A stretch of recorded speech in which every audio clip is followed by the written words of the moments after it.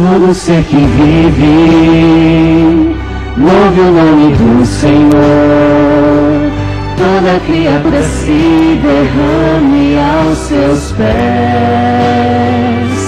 Ao som da sua voz, o universo se desfaz. Não há outro nome comparado ao grande eu sou. E mesmo sendo pó, com tudo que há em mim, confessarei que céus e terra passarão, mas o teu nome é eterno. Todo joelho dobrará ao ouvir teu nome, teu santo nome.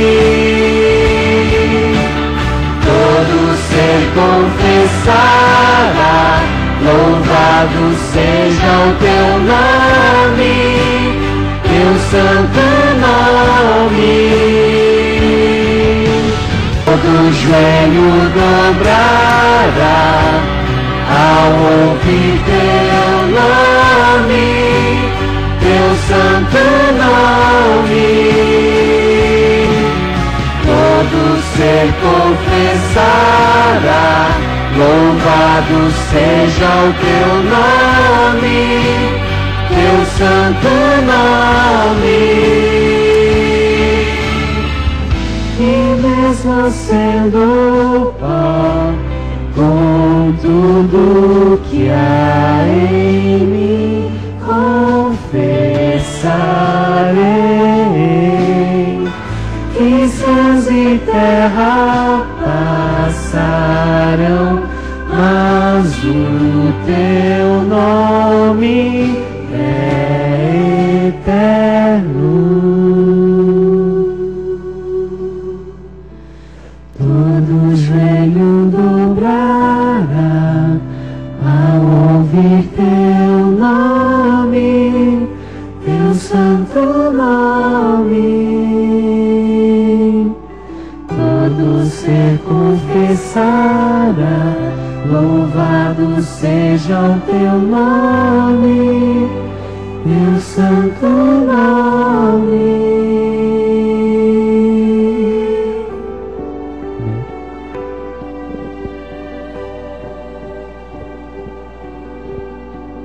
Em continuação, vamos cantar um hino do CD Jovem 2014.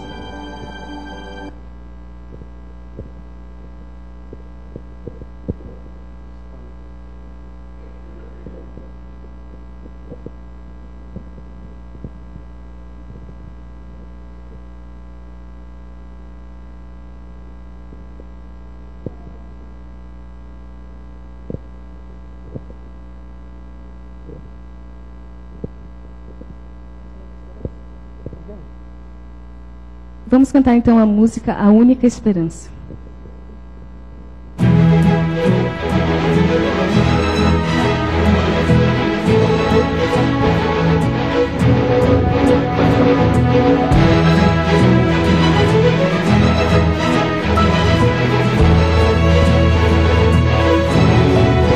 Há um só Deus, uma verdade, uma missão. Há um clamor no mundo por salvação. Há um amor que nos transforma, um poder que nos liberta, uma paz que o mundo não dá.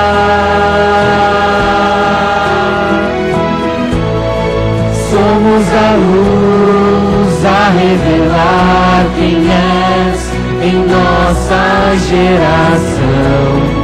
Somos a voz a anunciar Jesus, tu és a esperança, o o caminho, a salvação, o amor que move o mundo, verdade, vida e paz, a única esperança. Há um só Deus, uma verdade, uma missão, há um clamor no mundo por salvação. Há um amor que nos transforma, um poder que nos liberta, uma paz que o mundo não dá.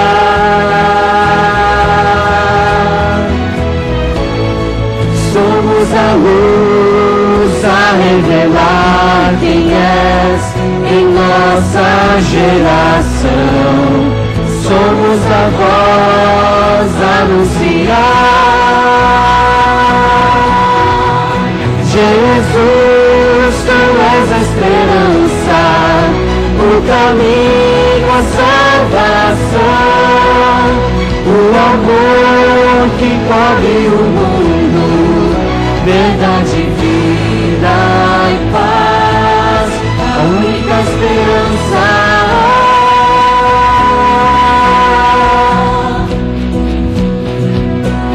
Se te amarmos e formos o mundo saberá que somos teus. Se te amarmos e formos o mundo saberá que somos teus. Jesus, tu és a esperança, o caminho, a salvação, o amor que cobre o mundo, verdade, vida e paz, a única esperança. Amém?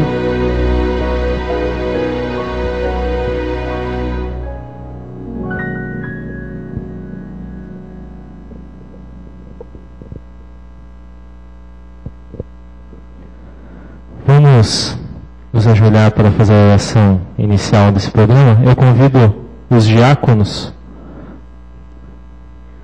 para virem à frente também para a gente já orar pelas ofertas.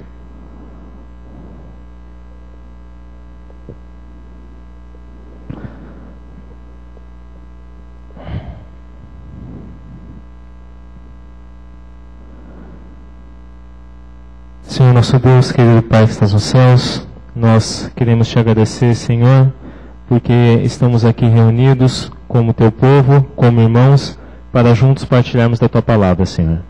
Te agradecemos por tantas bênçãos que o Senhor tem derramado em nossas vidas. E queremos nesse momento estar mais perto de ti, ó Pai. Que o Senhor abençoe este culto jovem, que tudo que aprendemos aqui seja para a honra e glória do teu santo nome e para o enriquecimento espiritual de nossas vidas, Pai. Te pedimos também as bênçãos agora sobre os dízimos e as ofertas que devolvemos a Ti como demonstração da nossa gratidão. É o que te pedimos e te agradecemos em nome e pelo amor de Jesus. Amém.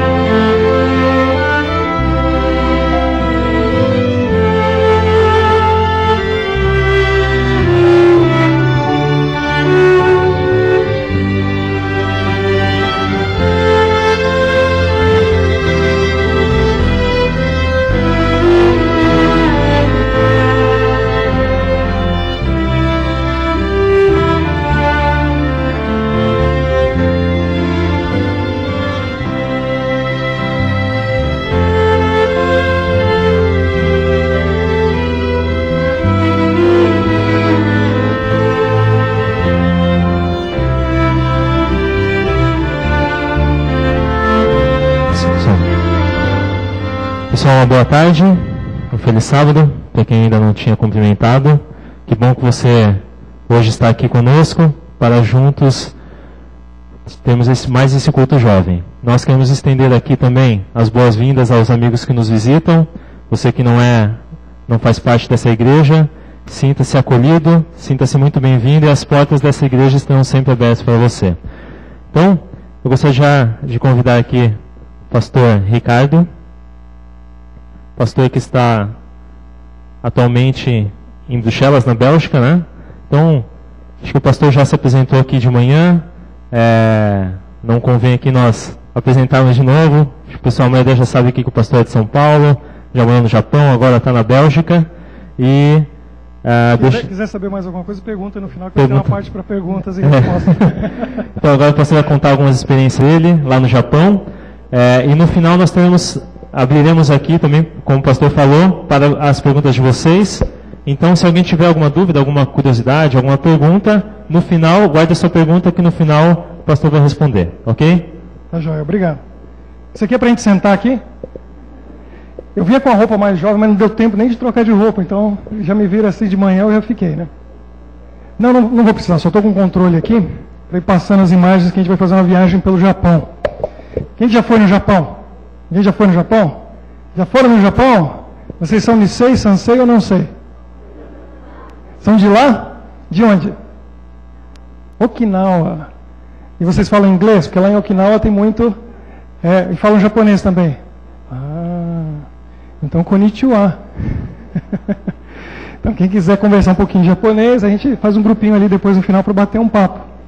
O que eu coloquei aqui? O outro lado do mundo, a visão do missionário. Maluco. Eu sou maluco, porque sou doido mesmo de fazer isso. Ir aonde Deus mandar, como eu falei hoje de manhã, né?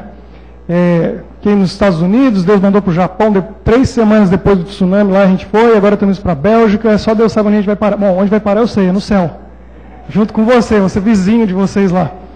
Amém. Mas enquanto isso, a gente tem que levar muita gente com a gente. Então vamos pelo mundo, conquistando almas para Jesus. Que é isso que importa. Nada mais importa. Eu falei para os jovens hoje de manhã, quem que estava lá embaixo hoje de manhã? Para eu poder saber. Está aqui, a galera está aqui. Quem estava aqui em cima hoje de manhã? Então foram 2 sermões diferentes. Então, para eu não repetir muita coisa e saber quem que estava onde. Interessante, vocês combinaram de sentar o pessoal lá de baixo aqui e o pessoal daqui de cima de cá? É combinado isso? Interessante. Vamos fazer uma pesquisa, assim, vai levantando a mão e a gente vai vendo.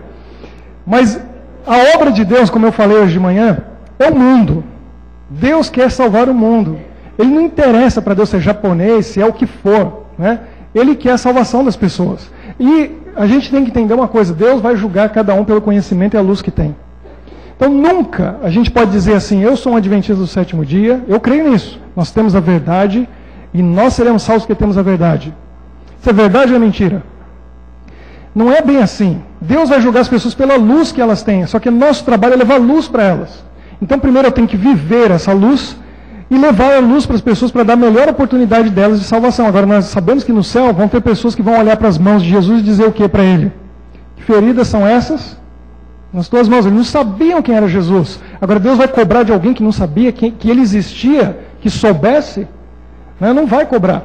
Agora nós temos que levar a luz para esses povos, porque a gente vai ver agora um pouquinho sobre a religião budista e shintoísta no Japão.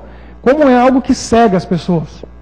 É uma religião muito desprovida de relacionamento. São rituais vazios. A minha esposa tinha amigas japonesas, conversava com elas e fazia perguntas para elas sobre a religião deles. E eles não sabiam responder.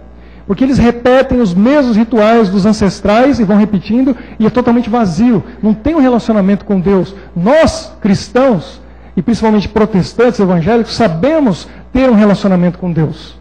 Nós buscamos orar diretamente a Deus, conversar com Ele. E eles não sabem, não conhecem isso. Eu quero mostrar algumas coisas para vocês, vamos ver se vai funcionar aqui. Isso. Essa é a entrada do maior templo em Tóquio. Vocês já estiveram em Tóquio? Tem mais gente que foi para o Japão. Quem mais que foi para o Japão? Já estiveram em Tóquio? Já estiveram nesse templo? Eu não me lembro o nome do bairro agora. Estou tentando lembrar. Como que é? Asakusa. Eu sabia, só estava testando. Elas realmente sabiam, é isso mesmo. Asakusa. Eu fui lá. É muito interessante. Muito bonito. E eu vou mostrar algumas coisas desse templo para vocês. É esse mesmo, né? Muito bonito, interessante. Eu aprendi algumas coisas sobre a religião deles que, assim, a minha cabeça... Porque a gente não está acostumado com essa maneira de ver certas coisas. A arquitetura é muito bonita, é uma coisa muito interessante. A gente vê isso e você sabe, estou no Japão. Para você conhecer um outro país, se você visita, você conhece de 10% a 20%. Os outros 80% só morando. Não tem jeito. É ou não é? E Okinawa é bem diferente do Japão também. O sotaque do japonês é diferente, a aparência das pessoas é diferente, é um outro mundo Okinawa. Existe até uma rivalidade e um preconceito. Por causa da guerra e uma série de coisas. Foi por lá que os americanos entraram. Mas olha que bonito, né? A arquitetura é bonita, mas tudo isso tem um significado, tem um simbolismo. Tem algumas coisas que são muito interessantes. Então, às vezes, um mini templo, as pessoas têm na própria casa um mini templo, um shrine, um templinho desse, assim, que é onde eles têm os rituais. Então, eles chegam ali e eles fazem algumas coisas muito interessantes. A primeira coisa que eles fazem, eu achei surpreendente. Bom, eles têm, eu vou mostrar um pouquinho ali para frente, um tanque, uma pia onde eles vêm com uma cuiazinha e lavam as mãos, os braços, um ritual se purificando para poder entrar no templo. Eles jogam as moedinhas dele lá para os deuses, eles colocam um incenso, eles amarram seus pedidos num varalzinho, a gente vai ver ali. E uma coisa interessante que eles fazem é que quando eles chegam diante do altar, eles param, eles batem palma e se curvam. Eu fiquei curioso, né? Será que o Deus deles está fazendo aniversário? Ou eu não sabia exatamente por que eles estavam batendo palma. Depois eu descobri que é para acordar o Deus, a divindade que está ali dentro. Você lembra de alguma coisa na Bíblia parecido com isso? Quem que foi que falou isso lá na Bíblia? Como que é? Elias. Elias falou o quê? Fala mais alto aí, que o Deus de vocês pode estar o quê? Dormindo. Então eles têm que acordar. E aí você vê, muitas vezes, os desfiles que eles fazem pela rua, e tem esse mini templo que eles carregam. O que eles fazem com isso?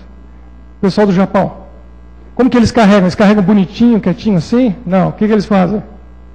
Eles vão pulando, gritando, pulando e chacoalhando. Por quê? Porque o Deus está lá dentro. Então, para que eles chacoalham? Para acordar. Estamos aqui, acorda aí. É interessante, é uma coisa assim, fantástica. E lá estão os pedidos. Eles colocam os pedidos deles para os deuses, amarram naquele varalzinho. Muitos anos atrás, um pastor adventista foi lá com um japonês e tal, e desamarrou, leu e amarrou de volta lá, para saber quais eram os pedidos deles. Que tipo de pedido faz? Que a gente tem mais ou menos ideia que tipo de pedido a gente faz para Deus aqui. Os de lá, bom, os mais pedidos são assim, pelos estudos, pelo trabalho, a carreira e tal, mas o pedido número 1 é o seguinte, pedindo para os deuses ajudarem o marido a não trair mais. Esse é o pedido número 1. Por quê? Porque a gente tem uma questão moral no cristianismo, a gente tem a lei de Deus, não adulterarás. Mas dentro da questão deles, da religiosidade deles, isso não é tão importante. Isso não está na lei, não tem 10 mandamentos lá para seguir. Então essa questão da traição é uma coisa meio relativa, não é como a gente tem uma visão ocidental. E eles têm as estátuas, né, os deuses deles. Agora, eu fiquei impressionado com isso. E eu desafio as meninas lá do Japão me explicarem por que eles têm um babadorzinho. Olha lá o babador nas estátuas. Descobriram por quê? Pois é, demorei para descobrir. Porque nem os japoneses sabem por que eles colocam aquele babador. Depois de muita pesquisa, a gente chegou à conclusão e descobrimos por que aquelas estátuas. Vocês viram quantas? Tem um babadorzinho. Bom, no Japão, o aborto é legalizado. Não só é legalizado, como é parte da cultura. Se uma moça, ou até uma mulher casada, engravidou, ela vai fazer o primeiro exame dela. A primeira coisa que o médico ou a médica vai dizer para ela é o seguinte: você quer realmente ter essa criança ou você prefere um aborto? Esse eu acredito que é um dos motivos que o crescimento da população no Japão está comprometido. Se eu não me engano, está em 1,6 ou 1,8. O que você já imagina que é o suficiente para destruir uma cultura. Porque se você tem um homem e uma mulher, que são duas pessoas, você tem que ter no mínimo 2,1 de crescimento para manter uma cultura e uma população. E eles estão com 1,8 ou 1,6. Isso quer dizer que a população do Japão está sendo dizimada. Por isso que de 1990 para cá, precisaram de mão de obra brasileira. Mas a cultura japonesa é tão fechada que convidaram apenas os descendentes de japoneses para irem para lá, que sofrem muito. Por quê? Porque eu e minha esposa, vida de missionário, fazer um parênteses, é muito difícil. Porque a gente vai sempre para um país onde eu não tenho um parente, não tenho um amigo. Aí se coloca no meu lugar. Passar 2 anos no lugar onde as amizades estão sendo construídas, onde eu não tenho nenhum parente. Aí a gente sai dali, vai para outro país, não tem um parente, não tem um amigo. Então, emocionalmente, é difícil. Entra no meu Facebook e fala, pastor, estamos orando por você. Para a gente poder aguentar lá um pouco. Vamos conversar aqui no Skype, a gente ora junto. Isso ajuda. Faça amizade comigo. Procura lá, Ricardo Pereira no Facebook. Porque senão a gente vai sofrendo muito. Mas os brasileiros que vão para lá sofrem bastante, porque a maioria deles, 90 e tantos %, são descendentes. E aí o que acontece? Eu e minha esposa não tem nada de japonês. Minha esposa, como eu falei hoje de manhã, não sei em qual culto, é 100% italiana. E eu sou vira-lata. Ela diz que eu sou vira-lata, porque eu não fico doente. Porque na minha família tem de tudo. Tem de índia brasileira, tem judeu, tem espanhol, tem português. Aí a gente fica com sangue bom, bem forte. Mas a verdade é o seguinte, o brasileiro descendente chega lá, o japonês olhava para a gente e não esperava nada da gente. Vocês não são japoneses, você é descendente de japonês. A gente começava a falar um pouquinho de japonês com eles. Que legal, que ótimo. Vocês falam inglês, que legal. Agora, do descendente, o brasileiro descendente chega lá, o que acontece? Eles olham para ele e aí já começam a esperar que ele fale japonês. Você é descendente de japonês, você tem que falar japonês. Eles sofrem muito. E aí eles dizem o seguinte, você é filho ou neto de um traidor. Porque quando o país mais precisou, eles fugiram e foram embora para o Brasil. Então, o japonês descendente que vai para lá, ele sofre, porque aqui no Brasil ele não é brasileiro. O que ele é? Japonês. Ô japa, japa isso, japa aquilo. Então ele fala, vou para minha terra, só me chamam de japa aqui nesse país. Quando chega lá, gaidin. Você é gaidin, você é estrangeiro, você não é daqui. O povo sem terra, bom para eles que a terra deles não é aqui mesmo, né? Onde que é? No céu. Então eles têm que se sentir lá, porque aqui não tem lugar, não é nem aqui nem lá, né? Então é isso que acontece. Mas voltando para aquele ponto, olha o que acontece. Como é liberado ou é legalizado o aborto, se faz muito aborto no Japão. Por isso que levaram essa mão de obra brasileira para lá de 1990 para cá. E hoje, se eu não me engano, ainda tem 250 mil brasileiros no Japão. Já teve mais. Que moram geralmente nas mesmas regiões. E aí o que acontece? Eles fazem o aborto, mas fica com consciência pesada. O bebezinho e tal. Aí eles colocam um babadorzinho ali para os deuses, para dizer para os deuses, recebam a alma dessa criança no além. Recebam aí do outro lado.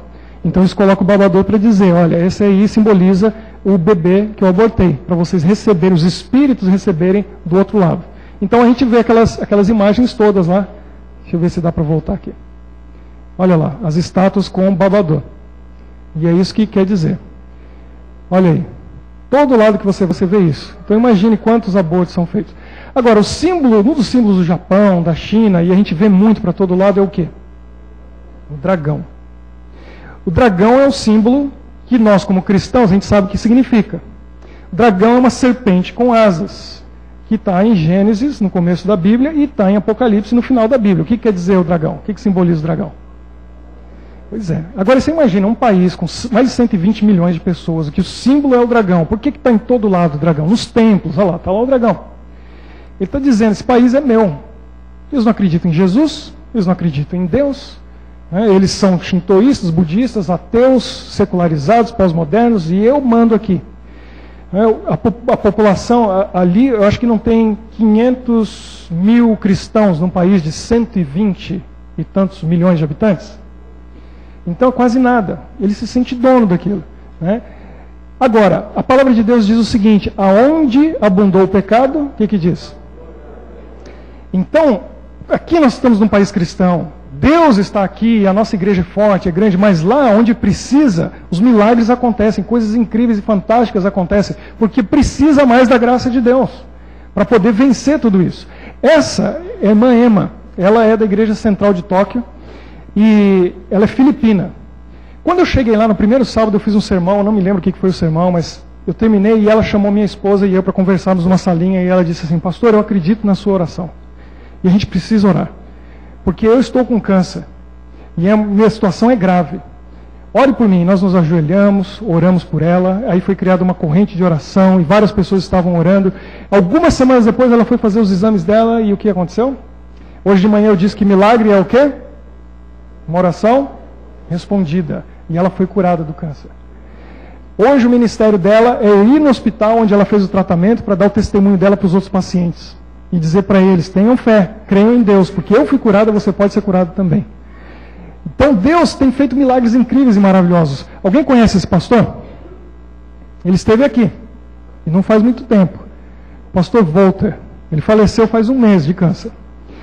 Um grande homem, um grande missionário, mais de 70 países ele visitou. Ele esteve no Japão 2 vezes com a gente. E ele batizou essa mãe e filha. Olha que história interessante. No Espírito de Profecia diz o seguinte, que o término da pregação do Evangelho vai acontecer por um meio muito especial. Quem sabe? O que vai ajudar a terminar a pregação do Evangelho no mundo? Em rádio, TV, é o quê? Também. Mas de que forma? Exatamente, através dos livros. Eu comportei nessa cidade 20 anos atrás, só no céu vou saber onde que esses livros foram parar e o que resultado deu. Mas é através dos livros. E hoje a gente tem essa série de livros da esperança, que tem feito um trabalho maravilhoso. E hoje de manhã eu contei para os jovens a respeito de outro livro, que vai sair até o final do ano, eu espero, para fazer um tipo de evangelismo diferente. Lá no Japão, a igreja do UNASP em São Paulo enviou junto com outras igrejas, mas eles enviaram a maior parte de 21 mil livros da esperança. Eu cheguei lá em 2011 e estavam as caixas, eram muitas caixas, e a gente foi distribuir. Agora você imagina, um livro atinge mais ou menos 3 a 4 pessoas. 21 mil livros vezes 3 ou 4, dá quase 80 mil. Para 250 mil brasileiros no Japão, a gente atingiu praticamente 1 a cada 4 famílias de brasileiros no Japão com esses livros. E aí o que acontece? As histórias vão acontecendo. Essa história é impressionante. A Sandra, que está ali do lado da direita, nessa foto, e a filha dela, Tawane, o que aconteceu? Ela foi no supermercado chamado Bom Preço, um supermercado brasileiro, na cidade de Nagoya, pegou um livro desse, que era de graça, tinha uma pilha enorme, levou para casa e deixou lá, empoeirando. E o livro ficou mais de 1 ano na prateleira, ela não leu. Ela, daqui do Brasil, da igreja batista, não achou a igreja batista lá, ela começou a frequentar uma outra igreja. Só que essa outra igreja que ela frequentava tinha o dom de línguas. Aí ela ficou em dúvida, esse negócio de dom de línguas está certo ou está errado? Aí ela foi na internet, começou a procurar no YouTube, e achou um tal de Ivan Saraiva que explicou para ela direitinho essa questão do dom de línguas. Ela entendeu e falou, eu gostei dessa igreja, eu tenho que ir atrás dessa igreja. Aí o que Deus faz? O que o Espírito Santo fez? Nosso trabalho é jogar as sementes. O resto é com Deus. O Espírito Santo é que vai fazer o trabalho, mas a minha função, a tua função, é dar oportunidade para as pessoas, é distribuir a semente. A semente estava lá na casa dela empoeirando mais de 1 ano. Mas bem naquele momento, ela redescobre aquele livro, ela abre o livro, ela lê o livro e vê um carimbo da nossa igreja que tinha o número do meu telefone. Ela me ligou, a gente conversou, começamos um estudo bíblico. Em junho do ano passado, o pastor Volter esteve lá no último final de semana e fez esse batismo num rio, perto da cidade de Toyota. O resultado foram o quê? Os livros da esperança. Nós temos que acreditar e fazer essa obra. Além dela e a filha, ela tem mais 2 filhas e um marido que estão estudando para serem batizados esse ano. Essa moça também tem uma história impressionante. Eu não me recordo agora o nome dela, mas o que aconteceu com ela foi o seguinte. Ela morava na cidade de Toyohashi. Ela é uma descendente de japonês que não é japonês. Um casal de japonês aqui no Brasil, morando aqui há alguns anos, adotou essa moça. E ela recebeu o nome japonês. E agora ela tinha o direito de ir para o Japão. Já está lá há mais ou menos uns 15, 16 anos. Ela é uma moça de sucesso, tem uma imobiliária, ela é muito bem economicamente no Japão. E frequentava uma igreja dessas pentecostais. 12 anos ela estava nessa igreja. Num sábado à tarde, ela vai junto com o grupo delas fazer o evangelismo da igreja deles, distribuindo material. E é interessante que eles ajudaram muito a gente, porque eles fazem um cadastramento de onde moram os brasileiros, nos apartamentos. Geralmente, todo mundo se ajunta no mesmo lugar, para ficar ali perto da comunidade. E eles vão nos edifícios, e aonde tem as caixinhas do correio, nos prédios, eles colocam um adesivinho bem discreto no cantinho, para eles depois saberem que ali tem brasileiro, e aí eles colocam o material deles na caixinha. Isso ajudava a gente, quem descobriu isso, a gente ia lá também. Tem que ser inteligente, tem que ser esperto, criativo, né? Igual eles. Aí ela, no sábado à tarde, estava com uma amiga, distribuindo o material deles, da igreja dela, e chegaram diante de uma porta no apartamento, que eles sabiam que tinha brasileiro, e tinha um adesivo da nossa igreja, Igreja Adventista do Sétimo Dia. Estava lá. Aí uma olhou para a outra e falou, e aí, a gente bate aqui? Aí a amiga falou, vamos passar em todos, né? Tá bom. Aí bateram, veio um senhor, atendeu muito bem, recebeu o material delas e falou o seguinte, ó, vamos fazer uma troca. Eu pego de vocês e vocês pegam o meu. Aí ele pegou os livros da esperança e deu para cada uma delas. E despediram, fechou a porta. No momento que ela pegou aquele livro, ela ouviu aquela voz, que talvez você já ouviu, aquela voz lá dentro, sabe, que fala com a gente? Falou para ela assim, isto é a verdade. 2 vezes ela ouviu aquilo, e a amiga dela olhou e falou assim, isso é lixo. Ela ia ouvir a amiga ou ia ouvir a voz que estava falando com ela lá dentro? Elas foram, se encontraram com o líder do evangelismo delas, e aí a amiga deu o livro para ele, ela deu o livro para ele, e ele olhou e disse a mesma coisa, isso é lixo. Vamos jogar fora. E a amiga dela, indignada, viu uma bicicleta do lado que tinha uma cestinha. E simbolicamente, jogando lixo, jogou na cestinha da bicicleta. Jogou assim e falou, isso é lixo. E foram embora. Só que ela com aquele pensamento, isso é verdade. Aí ela foi para casa, do outro lado da cidade, chegou lá, o Espírito Santo estava incomodando. Lembrei o nome dela, Andréia. Andréia, isso é verdade, aquilo é verdade. E ela pegou o carro, atravessou a cidade de novo, foi lá naquele condomínio, naquele prédio dos brasileiros, foi na bicicleta e lá na cestinha estava o livro. Ninguém pegou. Porque no Japão ninguém pega mesmo, né? Ela pegou o livro, levou para casa e leu naquela noite, 2 vezes, o livro inteiro. E enquanto ela lia, aquela voz dizia para ela, isso é verdade, isso é verdade, isso é verdade. Agora, a guerra é terrível. No dia seguinte, ela tinha 2 filhos, um de 10 anos de idade e um outro de 7 anos de idade. O filho mais velho, de 10 anos de idade, estava no ofurô, que é aquela banheira que toda casa no Japão tem. Os japoneses gostam de tomar um banho quente, gostam de sauna, né? E gostam daquilo. O menino estava ali dentro, teve uma convulsão e morreu afogado.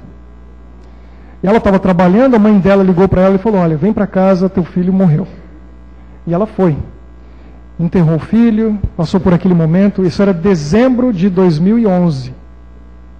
E passou janeiro, fevereiro, ela esqueceu do livro, esqueceu tudo aquilo. No mês de fevereiro, final de fevereiro, ela estava na igreja dela. Num domingo à noite, a igreja lotada, ela sentada, e o pastor lá na frente, bem empolgado, disse assim, hoje é a noite dos revoltados. Então, você que está revoltado com alguma coisa, vem aqui na frente que a gente vai orar. E ela disse que a igreja inteira levantou, foi todo mundo na frente para orar. Então, você imagina o que aconteceu. Ela olhou para aquilo, e eu pensei, se tinha alguém ali que tinha motivo para estar revoltado, era a Andréia. Mas ela não estava. Ela estava em paz com Deus. E ela olhou para aquilo, ela se levantou e saiu. Porque ela disse, aqui não é o meu lugar. Eu não tenho revolta no meu coração. E ela saiu dali, pegou o livro, tinha o carimbo da igreja, o número do meu telefone e me ligou, umas 10h30 da noite no domingo, e disse, eu queria saber onde tem uma igreja adventista aqui em Toyohashi. Eu falei, porque eu preciso ir lá. Eu falei, mas agora não dá, né? 10h30 da noite no domingo, vamos encontrar sábado que vem. Nós nos encontramos e começamos um estudo, e esse foi o dia do batismo dela, nesse rio, na cidade de... próximo a Toyohashi, não me lembro o nome da cidade. Mas foi um batismo muito bonito, onde ela se entregou totalmente a Deus, que falou com ela através de um dos nossos livros. Foi enviado aqui do Brasil para o Japão. E foi feito esse trabalho maravilhoso lá. Agora, como atingir esse povo japonês? Eu não falei aqui de manhã, eu vou contar algumas coisas para vocês rapidamente. Eu fiquei chocado, porque eu cheguei no Japão, eu disse, eu não sei se você se lembra, se foi aqui ou foi embaixo, que eu disse o seguinte, os missionários brasileiros estão sendo enviados pelo mundo. Por quê? Porque nós ainda não entendemos qual é a nossa missão. Infelizmente, em outros lugares do mundo já não cumprem mais a missão. Não há batismos. Antigamente, os missionários eram enviados para a África. Hoje não precisa mais de missionário na África. Eu falei para vocês, e quem não estava, eu quero repetir, que dos 17 milhões de membros da nossa igreja, 7 milhões estão na África. Então não precisa mais missionário na África, precisa de missionário no Japão, precisa na Europa, nos Estados Unidos, nos países de primeiro mundo, onde a igreja não cresce mais.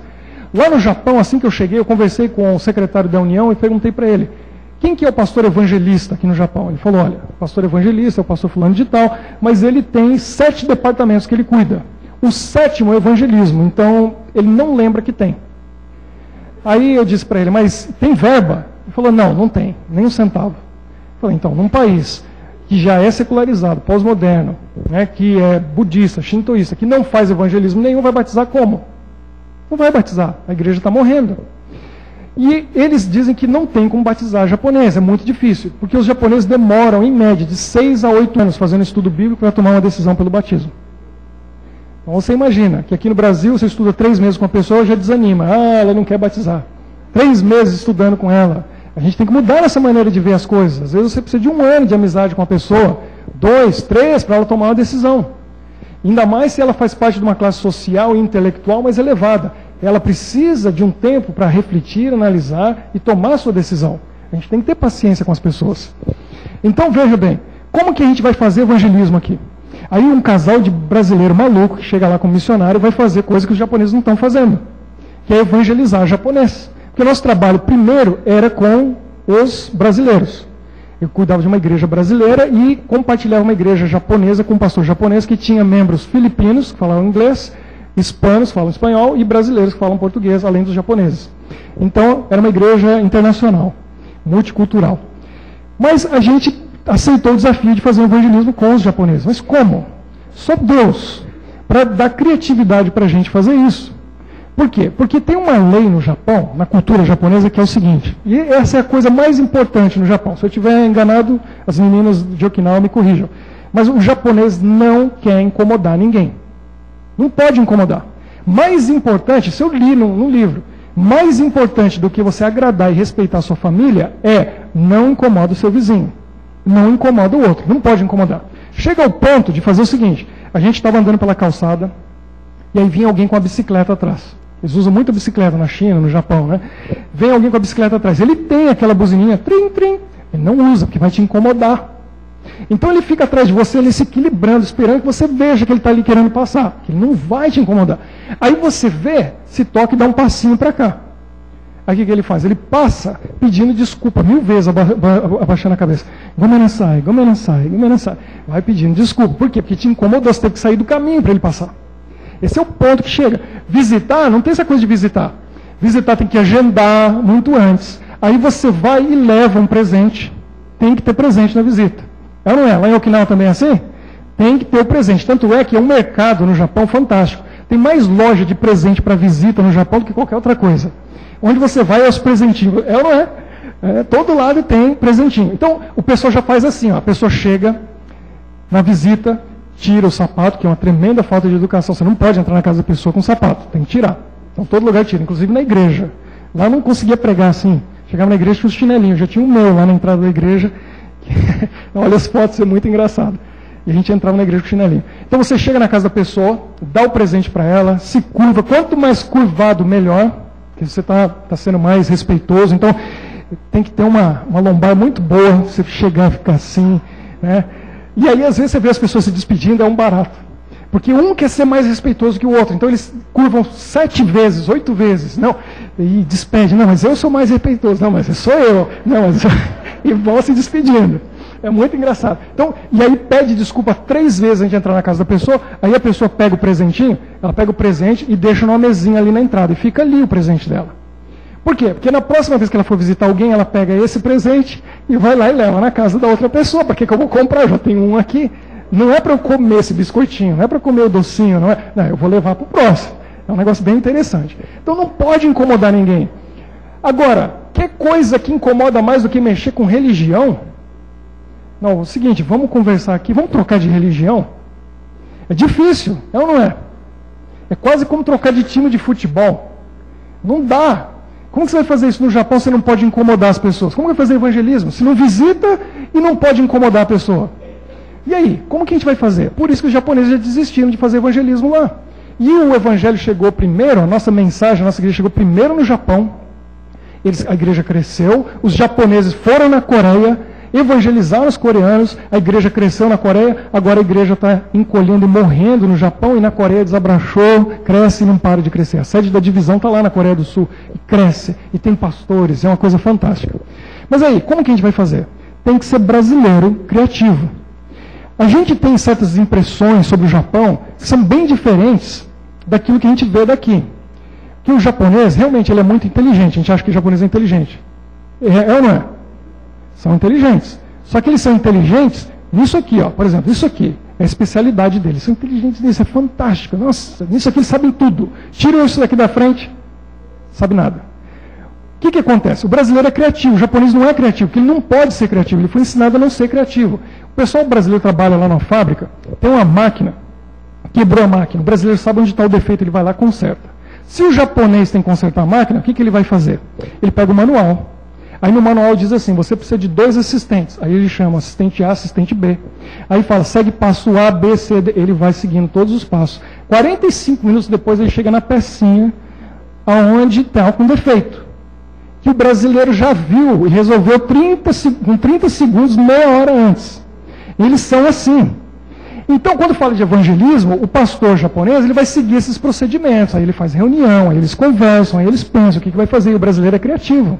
Inventa, faz, dá um jeito, resolve.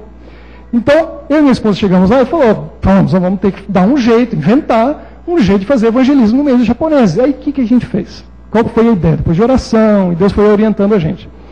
A ideia era o seguinte, meu trabalho na igreja eram todas as noites e final de semana, que é o único horário que encontrava o pessoal. Todo mundo trabalha muito. Eu morei nos Estados Unidos 8 anos, e o americano, em inglês a gente chama de workaholic, né? Que é uma mistura de viciado em trabalho, seria isso a palavra.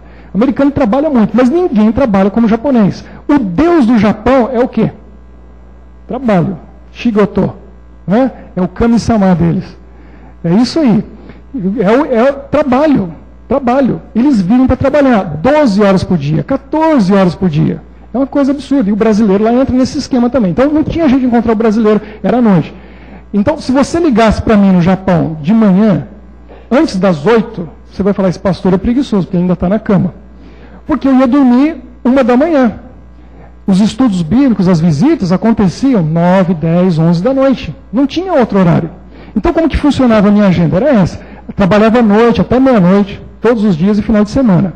De manhã, eu dedicava para estudo e escrevendo um livro que vai ser publicado no final do ano para um evangelismo mundial. Eu contei hoje de manhã lá embaixo. E às tardes, nós íamos para a academia. Para quê? Cuidar da saúde, mas para fazer o evangelismo entre os japoneses. Esse pessoal que você está vendo nessa foto são funcionários da academia. 3.000 membros, 3 a 4 mil membros tinha nessa academia. Enorme. Piscina, sauna, tinha de tudo, todos os aparelhos. Só aquelas esteiras para correr tinha 20, uma do lado da outra. Estava sempre cheia. Então, era ali o foco de fazer amizade com os japoneses. Eu e minha esposa íamos para lá. Aí eu cheguei e falei o seguinte, japonês quer aprender inglês. Eles querem muito, eles gostam, eles admiram a cultura americana. Então eu cheguei na academia, fiz amizade com os funcionários, que eram mais de 20, e falei para eles, olha, quem quiser aprender inglês de graça, vai lá na minha igreja. Domingo de manhã eles iam, todo domingo de manhã, me ensinavam japonês e eu ensinava inglês para eles. Aí a amizade vai sendo construída, e o tempo vai passando. Aí o que eu fiz? Chegou uma hora que eu dei uma Bíblia para cada um deles de presente. A Bíblia de um lado era em japonês e inglês. Aí a gente começou a conversar, entramos em alguns textos. Olha que interessante. O que é relevante no Japão? Dia 11 de março de 2011. O que aconteceu no dia 11 de março de 2011? Com as meninas do Japão. O que aconteceu dia 11 de março de 2011? Fukushima, o terremoto, que foi um dos maiores da história, 9.4, se eu não me engano, o tsunami. E aí eu falei para eles, quer ver uma coisa interessante que está na Bíblia? Quem tem uma Bíblia aí? Olha aí, Lucas 21, 25. O que Jesus falou que é sinal da vinda dele? Então a gente tem que contextualizar. Entra na cultura. Né? O tsunami é algo relevante no Japão. Quem que lê bem alto aí para a gente? O que Jesus falou que ia acontecer antes da vinda dele? Lucas 21, 25.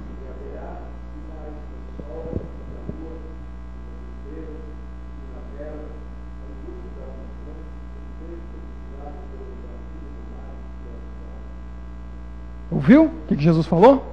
Ele disse que na terra haveria perplexidade e angústia entre as nações por causa do bramido do mar e das ondas. Eu pergunto, do que Jesus está falando? Tem outra coisa, além do tsunami? Que as nações ficaram em perplexidade e angústia por causa do bramido do mar e das ondas? Onda, que em Santa Catarina é o quê? É surf, é praia, né? É sol, é descanso, é férias. Ninguém tem medo do mar. Não tinha, né? Até apareceu o tal de tsunami. É isso que Jesus está falando. E aí eu fui mostrar para eles. Falei, olha aqui, é uma profecia. Jesus já falou que isso ia acontecer 2000 anos atrás. Ah, que interessante. Então tem que contextualizar. Então esses são os nossos amigos japoneses. que nunca entrariam numa igreja cristã se não fosse para aprender inglês. Nunca leriam uma Bíblia.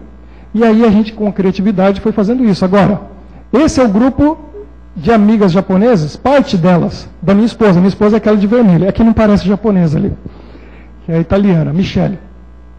E é muito engraçado o que aconteceu, porque ela fez o grupo de evangelismo da sauna. Na sauna. Então, a gente tem que, eu falei hoje à tarde, a cultura a gente tem que passar por cima. Não fere nenhum princípio, dane-se a cultura. Jesus não estava preocupado com cultura. E nós temos dificuldade de diferenciar o que é cultura e o que é princípio. E a gente faz de pontos culturais princípios. Aí a gente acha que roupa, e música e certas coisas que às vezes faz parte da cultura de um povo, é um princípio, está ferindo um princípio. O verdadeiro cristão, que é um evangelista, ele não está nem aí para os métodos, ele quer ver a pessoa no céu. E ele passa por cima do que for preciso. Na época de Jesus, o que Jesus fazia? A cultura dizia assim: você é homem, então você não fala com a mulher. Você é judeu, você não pode conversar com o samaritano. Jesus chega em Samaria, tem uma mulher na beira do poço, ele olha para a cultura e ele fala o quê? Estou nem aí. Chutou a cultura e falou, está ferindo algum princípio? Não, eu quero ver essa mulher no céu. Passou por cima da cultura. Então, às vezes, a gente tem que passar por cima da cultura, da nossa cultura, daquilo que é confortável para você, para atingir as pessoas. E a Michele foi fazer o evangelismo de sauna. Tem lugar próprio ou impróprio para fazer evangelismo? Para falar de Jesus? Não tem. Estavam elas lá todas nuas na sauna, e a Michele falando para elas, conversando com elas, fazendo amizade com elas. E a amizade foi indo, foi construindo. Só que é engraçado, porque é Japão, né? E no começo a gente não está acostumado com as diferenças faciais. Depois a gente acostuma e você vê as diferenças. Mas no começo ela só reconhecia elas na sauna. Que fora da sauna ela não sabia quem era quem. Depois foi aprendendo. É interessante. Mas aí essa amizade foi sendo construída, foi sendo construída. Eu chego um dia, depois de um ano de amizade com essas japonesas, a minha esposa, a Michele, está lá conversando com uma japonesa na academia. E passa 15 minutos, meia hora, uma hora. Eu falei, essa conversa está muito boa. O que aconteceu nessa conversa? Eu fui conversar com ela. Olha o que foi o método que o Espírito Santo ensinou para ela conversar com aquelas japonesas. Ela é uma leitora voraz, ela lê muito. E ela era minha consultora de religiões orientais, porque eu não tinha tempo para ler. Eu leio, mas eu leio especificamente o que eu preciso. Mas ela lê de tudo. Então ela leu livros sobre budismo, shintoísmo. Ela conhecia tudo sobre a religião daquele povo. Aí o que ela fazia? Ela chegava lá e começava a conversar com esses japoneses. Ela sabia que estava chegando um feriado. E aí ela dizia o seguinte: que feriado é esse que está chegando agora? Para a japonesa, interessada na religião deles. Não falando da religião dela. E aí a japonesa dizia para ela, esse é o feriado dos mortos. Como que funciona isso? Ela já sabia tudo, mas ela queria ouvir da amiga dela. Bom, funciona assim, no primeiro dia a gente vai no cemitério, aí nós fazemos um ritual e levamos o espírito dos nossos antepassados mortos para casa, aí eles passam 3 dias com a gente, aí no final dos 3 dias a gente leva eles de volta lá. Era isso. Aí a Michele falou para ela assim, interessante, quer dizer que eles moram no cemitério? O que ela estava fazendo? Ela fazendo elas raciocinarem, pensarem a respeito da religião deles, porque nem eles sabem a explicação das coisas. Eles seguem rituais milenares, seguem rituais dos antepassados, e vão fazendo as coisas sem pensar. Ela falou, sabe que eu não sei? Eu vou pesquisar e te respondo. Aí a amiga dela voltava e dizia para ela, eu pesquisei, eles não moram no cemitério não, eles moram no céu. Ah, interessante, então vocês vão lá, eles vêm do céu, e pegam eles do cemitério, depois devolvem no cemitério e voltam para o céu. Fazendo eles pensarem. E assim iam as conversas, e a coisa foi indo. Depois de um ano de amizade, ela tinha intimidade, liberdade para dizer para a amiga japonesa dela o seguinte, sabia que você não tem religião? Aí a amiga japonesa, eu não tenho religião? Como assim? Não, religião quer dizer religar o ser humano com Deus. Você não tem relacionamento com Deus, você tem relacionamento com os seus antepassados mortos. Aí a japonesa pensou e disse assim, e eu preciso ter relacionamento com Deus? Deus está tão longe. E aí foi aquela conversa de 1 hora, onde a Michele pôde dizer para ela sobre um Deus pessoal que quer se relacionar conosco, que é um amigo, que nos ouve, que nos ama. Mas isso levou 1 ano de amizade para construir esses diálogos, ganhar confiança e chegar no ponto de ter intimidade de dizer isso. Então, funciona o evangelismo? Funciona. É possível? É.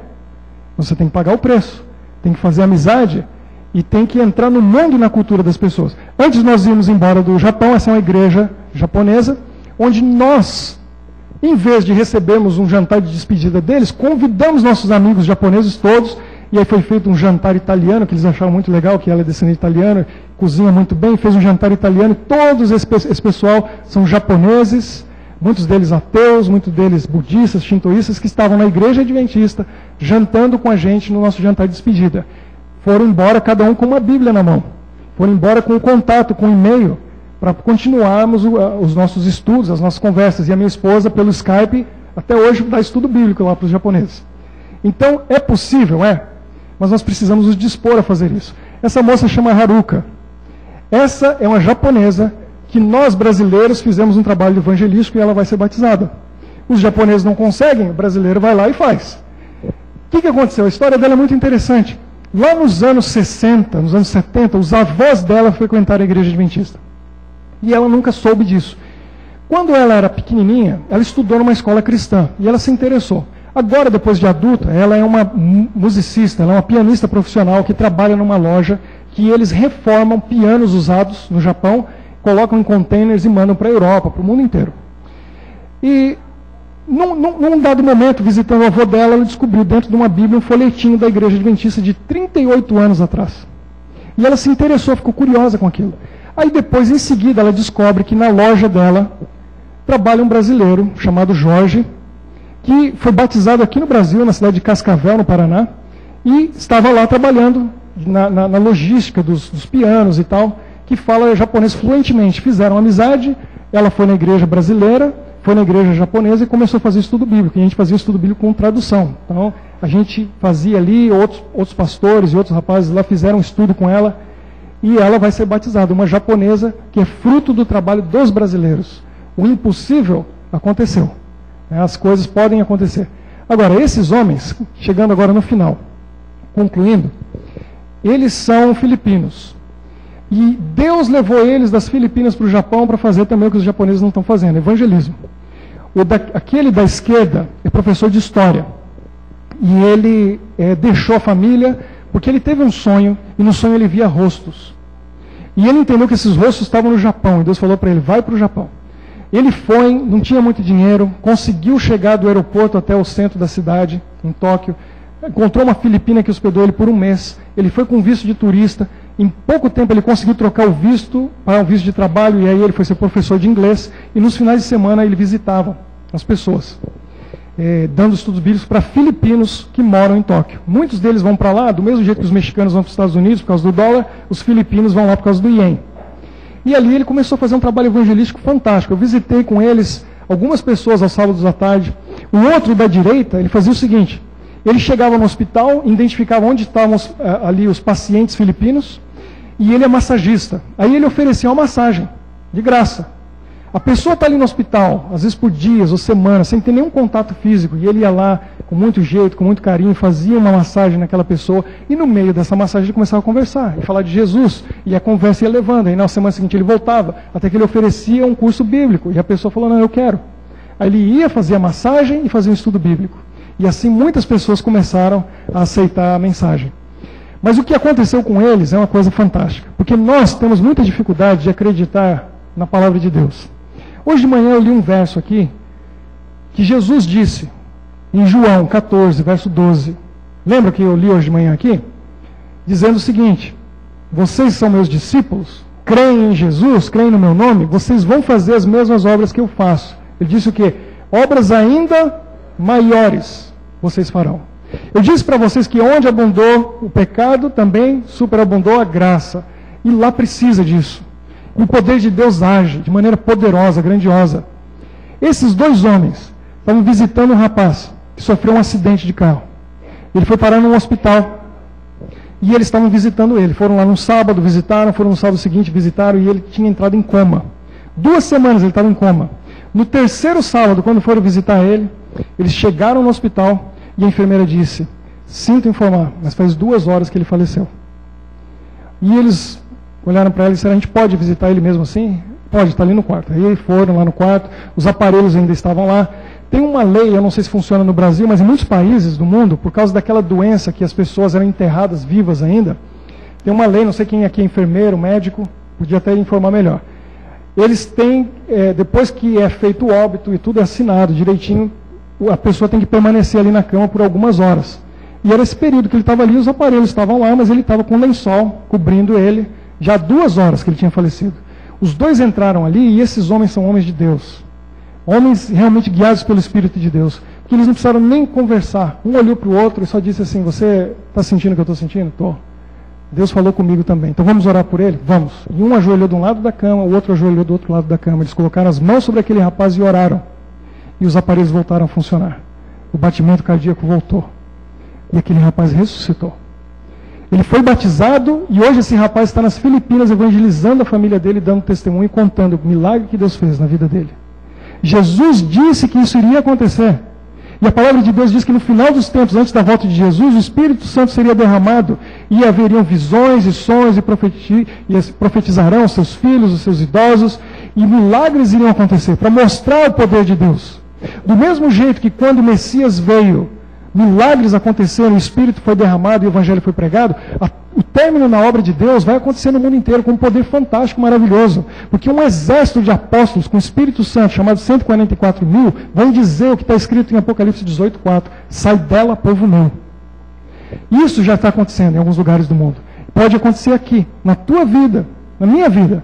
Se a gente decidir fazer uma entrega total e deixar o Espírito Santo guiar cada um de nós. Porque Jesus disse que os mesmos milagres que ele fez, nós faríamos. E por isso que eu disse hoje de manhã que nós temos que tornarmos o quê? Guerreiros da oração. Intercessores, orando, porque os milagres são simplesmente orações respondidas. Você pode fazer milagres como esses homens fizeram. Se você entregar sua vida a Deus, se você for justo, como eu disse hoje, Tiago 5,16 diz o quê? Muito pode a eficácia a oração do justo. E se você buscar a santificação, você se tornar um justo, a sua oração vai ter um poder de ressuscitar mortos, de fazer o que for preciso para que as pessoas encontrem o caminho da salvação, para que você chegando no céu possa ver lá os seus familiares, os seus amigos, as pessoas que entraram em contato com você e quando olharam para você não viram você, mas viram Jesus em você. E é isso que Deus espera de nós. Eu queria fazer uma pergunta aqui para vocês antes de terminar, e eu não sei se a gente tem um momento ainda para perguntas, se alguém quiser perguntar alguma coisa. Mas eu queria saber quantos missionários nós temos aqui. Eu sou missionário. Quantos aqui são missionários? 1, 2, 3. Deixa eu explicar de novo. 4. Olha. Palavra missionário, qual é a raiz da palavra missionário? Vem do quê? Missão. Qual que é a missão? Levar o evangelho. Você já na sua vida alguma vez ou tem levado o evangelho para alguém? Se você tem feito isso, você está cumprindo a missão. Isso quer dizer que você é o quê? Um missionário. Aonde que é o local da missão? É no Japão? É na Europa? Nos Estados Unidos? Na África? Jesus disse assim: vocês vão receber o Espírito Santo, Atos 1:8, e preguem em Jerusalém, na Judéia, Samaria, até os confins da terra. Deus precisa de missionários locais, regionais e mundiais. Então todos nós somos o quê?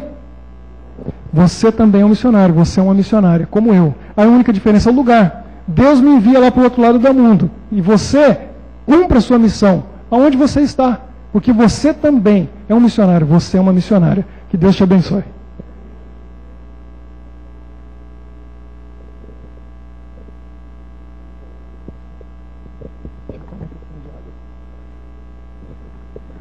Pessoal, bom, primeiramente agradecer, pastor. Eu que agradeço pelo convite. Não, que isso, o pastor, inclusive o nosso pastor, ele pediu desculpas, ele teve uma reunião agora, mas ele pediu para eu desejar, em nome dele, agradecer a tua vinda aqui.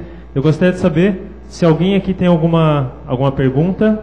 Por favor, levante a mão, que a gente leva o microfone. Se for difícil, eu respondo em inglês. Se for muito difícil, eu respondo em japonês. Aí vocês se vão para entender. Pega as intérpretes ali, ó. Eu não falo japonês tão bem assim. Intérpretes hoje. Pastor, eu gostaria de saber como, por exemplo, no Japão, existe toda a necessidade desse tempo para que as pessoas sejam tocadas. Se esse período de 2 anos dos missionários não seria muito curto, se não seria mais interessante, em lugares assim, que o método desenvolvido levasse um pouco mais de tempo para que o resultado pudesse ser colhido por ti mesmo, ou, enfim. No meu caso foi um caso especial. O pastor que assumiu a igreja em Toyota, Caria, na região de Nagoya, onde eu estava, ele vai ficar por tempo indeterminado no Japão, porque ele é descendente de japonês, o sobrenome dele é Ueno, e ele vai casar agora, nesse ano, e ele vai ficar no Japão para o resto da vida. Então, isso realmente é um ponto importante. Em outros lugares, a gente não entende isso no Brasil, mas em outros países do mundo, os pastores ficam, no mínimo, 5 anos nas igrejas. É muito comum ter um pastor que fica 8, 10 anos, porque, dependendo da cultura, precisa disso, né, que realmente se estenda e tenha mais tempo.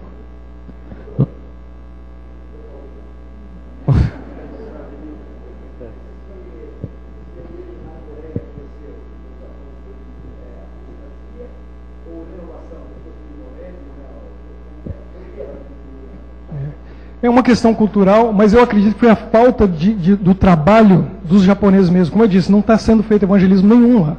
Então não teve uma renovação. A igreja foi envelhecendo. Né? Foi engraçado, vou contar para vocês. Meu primeiro sábado numa igreja no Japão. Cheguei, entramos na igreja, assistimos o culto. E terminou o culto, eu olhei para minha esposa e falei assim, engraçado, né? Esse povo não ajoelha para orar. Aí eu fui falar com o pastor. Falei, interessante, né? Vocês não ajoelham para orar aqui? Ele falou, olha para a igreja. Se a gente mandar esse pessoal ajoelhar, ninguém levanta. Porque a média de idade era 85, 90 anos de idade naquela igreja. A média.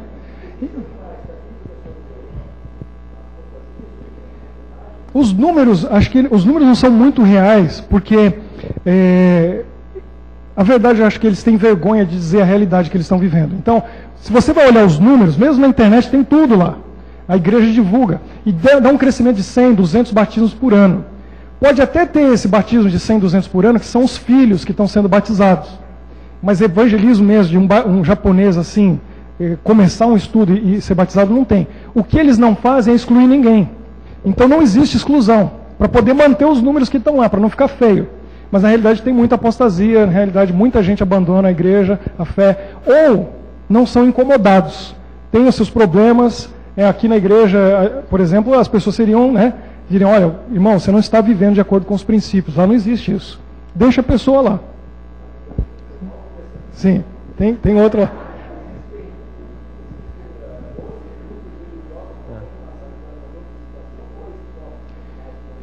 Eu acho que é um fenômeno na igreja adventista, mas mesmo assim, o cristianismo é muito difícil de ser pregado lá. Sim. Sim. Existem, por exemplo, há 2 hospitais adventistas muito grandes no Japão.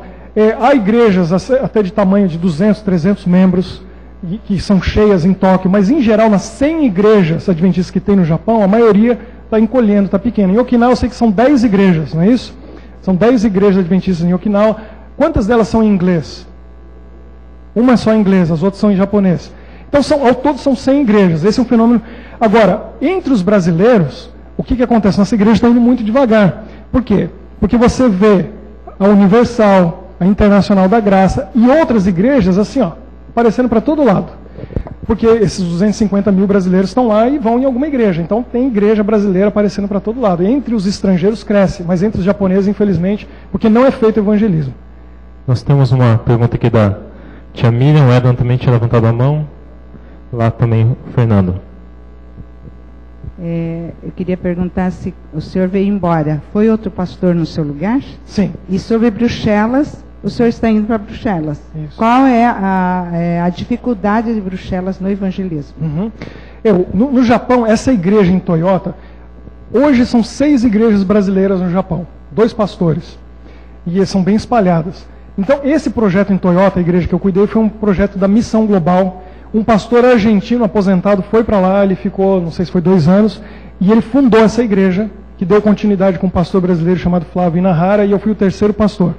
E agora eles estão com um pastor em definitivo. Então foi um projeto que foi indo devagar, foi crescendo. Mas acontece um fenômeno interessante, porque essa igreja batizou mais de 200 pessoas. E ela tem menos de 50 membros.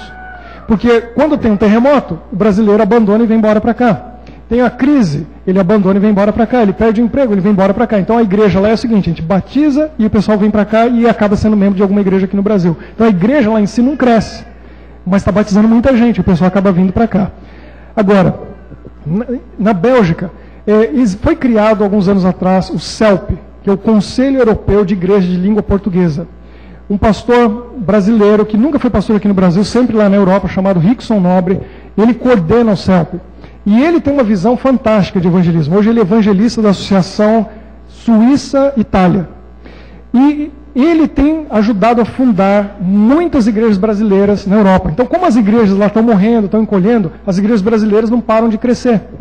Então, já foram fundadas 6 igrejas na Alemanha, já existe uma em Milão, o plano é fundar uma em Florença, já uma tradicional antiga em Genebra, tem uma em Paris, tem essa em Bruxelas, ele ajudou a fundar uma em Barcelona, e assim a igreja brasileira vai surgindo. Então, o meu desafio é ir agora para Bruxelas para fundar uma nova igreja, para serem 2 igrejas brasileiras em Bruxelas. Por quê? Porque tem muito brasileiro e português ali.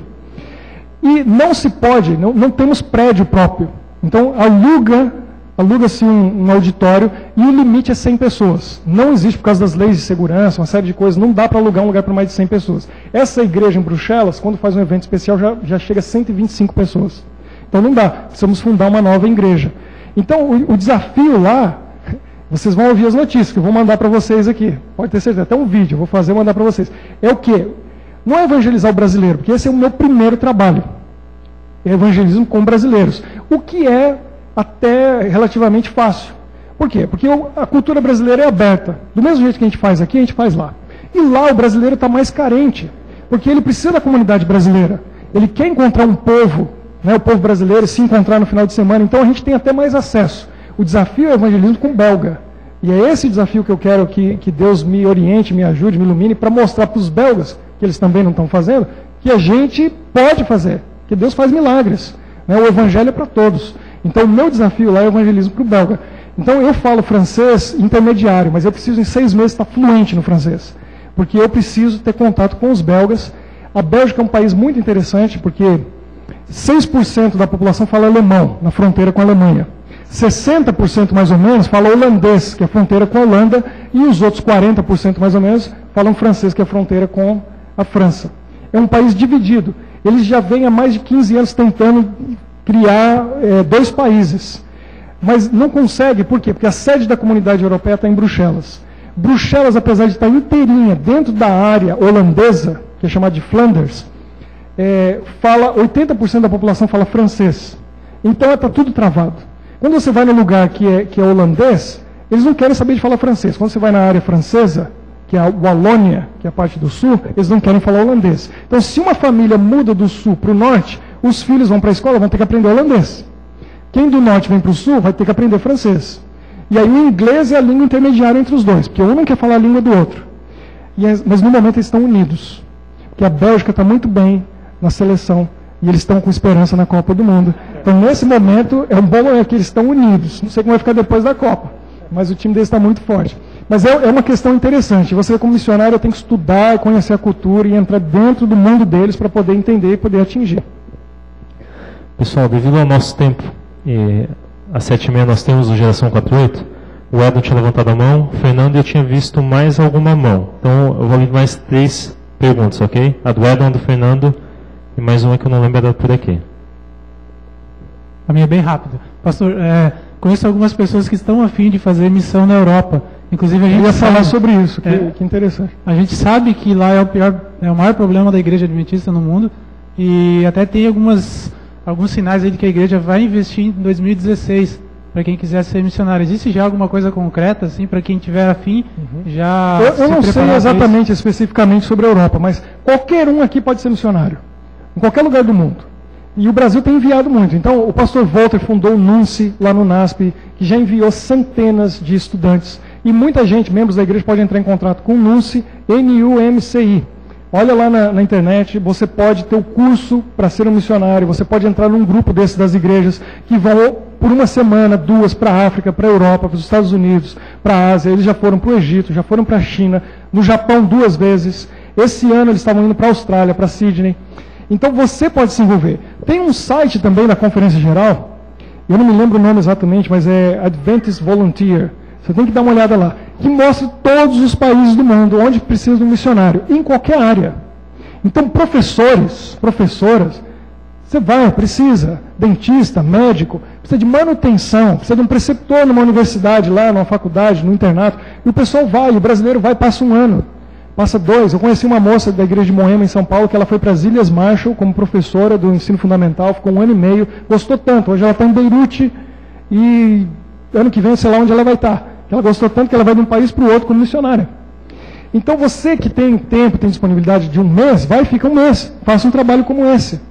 E aí cada um tem as exigências, aquilo que você precisa. Se é um país hispano, você precisa falar espanhol. Se é um país, outro país, talvez inglês. Se você fala alemão, fala alguma outra língua, você pode ir para algum desses países. Mas todo mundo tem a possibilidade de entrar em algum desses planos como missionário.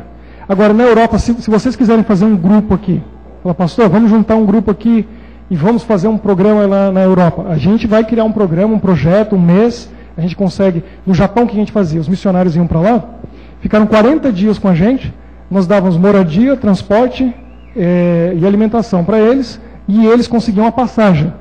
E as passagens foram todas doadas por parentes e amigos. Um dava R$50, outro dava R$100, outro dava R$500. Foram 8 jovens em 2012 e foram 5 em 2013.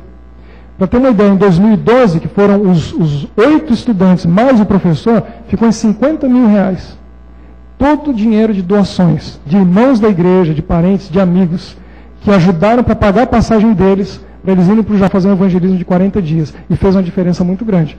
Você pode contribuir, você pode ajudar, você pode participar, se envolver. Todos nós podemos fazer. E se quiserem um projeto na Europa, eu já me disponho para a gente criar um grupo aí para o ano que vem. Ok?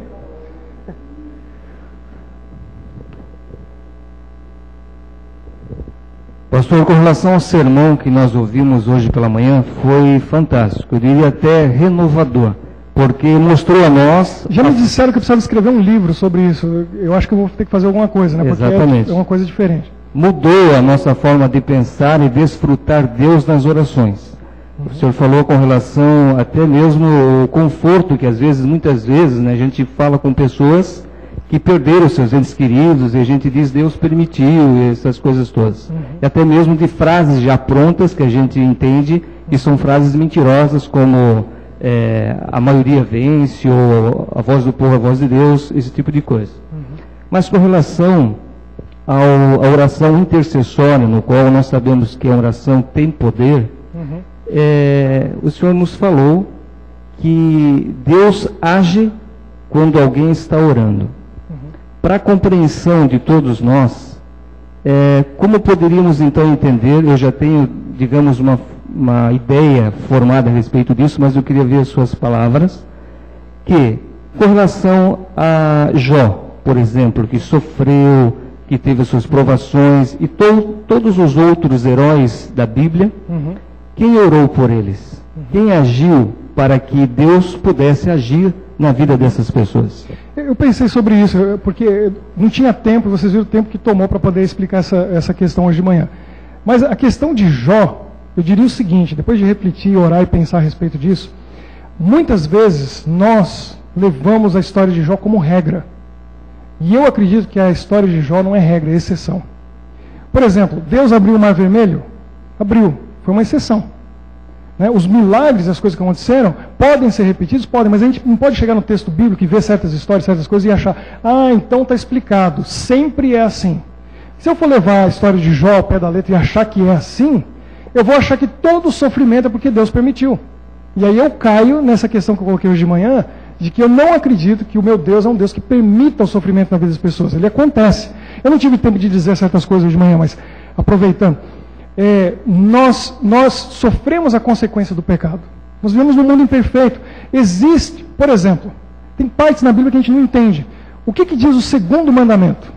Lá diz assim, que Deus visita a iniquidade dos pais nos filhos até a 3ª e 4ª geração. O que isso quer dizer? O que isso quer dizer? Isso quer dizer o seguinte, que o pecado que alguém comete hoje, a iniquidade dele vai ter consequências até a 3ª e 4ª geração. Isso já é provado cientificamente. Se uma pessoa hoje tem sífilis, por causa de um pecado que ela cometeu, e ela adquiriu aquela enfermidade, ela pode não ter consequência nenhuma. Isso está na ciência, você pode estudar isso aí. O filho não tem nada, o neto não tem nada, o bisneto nasce cego. Consequência do bisavô que teve sífilis. Deus já explicou isso no segundo mandamento, quando ele disse isso. Então nós vivemos num mundo onde nós sofremos consequências, infelizmente, dos erros dos nossos pais, dos nossos antepassados. Agora, o bonito nisso tudo é que Deus corrige para a próxima geração também.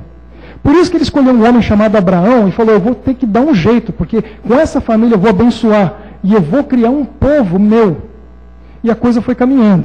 Se eu começar aqui, vai outro sermão de 1 hora. Mas, só para vocês terem uma ideia, eu não tenho os dados aqui, mas foi feito um estudo. Americano é maluco com estatística.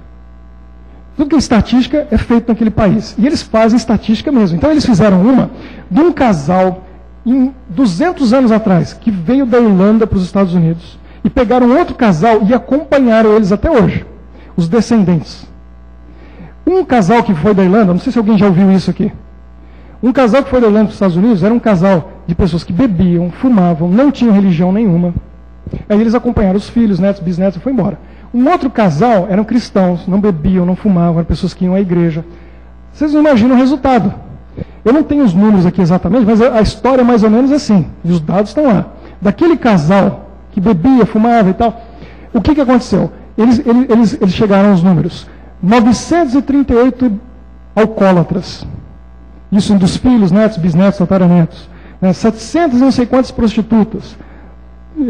500 não sei quantos assassinos, tantos ladrões, 15 pararam na cadeira elétrica. E assim vai indo. Daquele casal cristão, aí eles começam. 1.258 professores, 327 advogados, 438 médicos.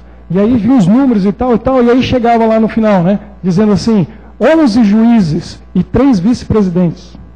De um casal que confiava em Deus. Olha a consequência das nossas decisões, daquilo que a gente faz, da educação para os filhos. Um casal, quando ele se entrega a Deus, a próxima geração, está no espírito de profecia, ela vem mais santificada. E se esses filhos permanecem na igreja, se casam com pessoas cristãs, a terceira geração vem mais santificada. E Deus, ele faz o processo inverso na nossa vida. Isso que eu disse hoje de manhã, pais, orem pelos filhos. Porque Deus quer fazer gerações de santos. Eu cheguei nos Estados Unidos e conheci famílias, jovens ali, que vinham de famílias adventistas, já eram a 5ª ou 6ª geração. O pastor Dwight Nelson, que é o pastor da igreja da Andrews, ele é a 5ª geração de pastores na família dele. Ele é considerado o maior pregador da igreja no mundo. Deus vai criando gerações abençoadas. E ele vai corrigindo esses defeitos de caráter. E você, se você é um jovem casal, vocês têm filhos? Então, pretendem ter filhos? Então vocês se consagrem, entrem no processo de santificação, e aí quando teu pai e tua mãe falam para você, você vai pagar tudo que fez para mim nos teus filhos, não falam isso, a gente não ouve isso, não se preocupa, que vai vir os anjinhos, você consagra a Deus, Deus faz essa mudança genética na gente, o poder do evangelho é fantástico. Agora, nós sofremos as consequências. Então, se uma pessoa hoje comete um erro, e ela colhe a consequência, aí depois o que a gente acaba dizendo? Isso aí foi Deus que permitiu, ou Deus causou isso, ou por que isso aconteceu? Nós sofremos as consequências. Agora, o caso de Jó é uma exceção, é específico. Jó entregou a vida totalmente às mãos de Deus. Deus colocou uma cerca ao redor dele. Satanás falou, não posso fazer nada, não posso nem chegar perto, tem uma cerca protegendo ele. Pode tirar essa cerca? Ele tirou. Então ali foi uma exceção. Eu não acredito que todo o sofrimento que nós temos é porque Satanás chega para Deus e fala, eu quero pôr a mão no teu filho. E ele fala, está liberado. Não, aquilo foi uma exceção. Essa é a maneira de ver. Eu ainda vou construir melhor tudo isso, na hora que o livro sair, ou um capítulo no livro, eu vou te informar. Porque isso precisa ser dito. E eu acredito que isso traz um alívio muito grande para o nosso coração, e nós vemos Deus de uma maneira muito diferente. Na nossa última pergunta, eu tinha visto alguém levantar a mão. Foi tio Davi? Foi você? Ah, ok. Foi aqui? Sim. Pastor, era uma colocação. Como elas vêm do Japão, elas disseram que o problema lá também, dos jovens, os amigos delas, não continuam também na igreja por causa da cultura de não incomodar, de não ir atrás para ter o sábado livre. Então, eles trabalham demais, daí não tem o sábado para estudar. Com elas foi diferente, mas tem muitos lá que não vão atrás. Então, acaba por causa do sábado, eles se afastam, e não continuam. É uma questão cultural, ela influencia muito forte, realmente. Eu queria dizer para vocês, quem quiser entrar em contato comigo, quiser conversar, tem no Facebook, está lá Ricardo Pereira, eu sou amigo do pastor de vocês, vocês olhem lá. me achem, eu vou adicionar vocês. Quiser mandar um e-mail para mim, uma mensagem, é muito fácil. pastor.ricardopereira, tudo junto, @gmail.com. E eu vou responder, a gente pode responder qualquer pergunta e conversar com vocês. E quem quiser ser missionário, eu vou ajudar, porque é muito fácil quando a gente está lá fora encontrar os lugares onde precisa de você, para você atuar por lá. Pessoal, desculpem se mais alguém ouvir algumas mãos. Eu sei que todos nós temos curiosidades, o assunto, quando o assunto é bom, gera essa vontade de continuar falando, mas devido ao nosso tempo, aí quem quiser entrar em contato, então, o pastor já passou aí os contatos. Nós agradecemos muito a presença de todos vocês, lembrando que agora, aqui na saída, a Renata e a Niara estão pegando os nomes das pessoas que querem comprar o ingresso para o jantar. E agora eu peço, pastor, por favor, para fazer uma oração para terminar o nosso culto jovem. Vamos colocar de pé, vamos orar. Querido Deus, muito obrigado pelo sábado que tivemos na tua casa. Obrigado por cada um que veio aqui, deixando, quem sabe, o descanso, outras atividades, para vir aqui ouvir um pouquinho mais do teu amor e do teu cuidado para conosco. Foi bom ouvir os milagres que aconteceram no Japão, coisas maravilhosas que o Senhor tem realizado do outro lado do mundo e também tem feito aqui. Porque o Senhor é o mesmo Deus, o Deus do passado, o Deus da Bíblia, o Deus do presente, é o Deus do hoje e do amanhã. E nós confiamos e cremos em teu nome, queremos ser instrumentos nas tuas mãos. Todos nós somos missionários e queremos entrar em ação nessa missão. Por isso, nos mostre aonde o Senhor deseja que nós vamos para fazer a tua obra, seja aqui nessa cidade ou em outro lugar, seja entre os nossos parentes, amigos, colegas de trabalho, estudo, mas que nós possamos refletir o caráter de Jesus, porque em breve Ele irá voltar para nos buscar e também todos aqueles com quem nós estamos levando essa missão adiante. Abençoa-nos durante essa semana em todas as atividades. Nos dê a presença dos teus anjos e o teu Espírito conosco. É o que oramos e pedimos em nome de Jesus. Amém. Uma boa semana a todos. Mais uma vez, pastor, muito obrigado. Que Deus continue te abençoando no teu trabalho. Desejo uma boa semana para a pessoa que está ao seu lado. Sandro, se puder botar o vídeo do jantar. Tá. Coral Viva Voz, só lembrando que lá no fundo na escola está preparado o lanche de vocês, ok? Uma boa semana a todos.